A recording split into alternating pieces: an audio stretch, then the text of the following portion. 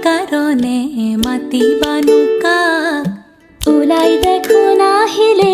ৰক্তৰে যাক লগে লগে লৌৰি আহিল সেউতীহঁতৰ মাক পাহাৰ বগাই নামি আহিল তালিমেৰে যাক শুৱনিকৈ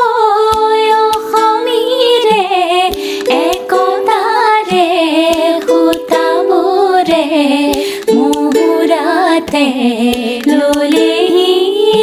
পাত ও আইতা আইতা ও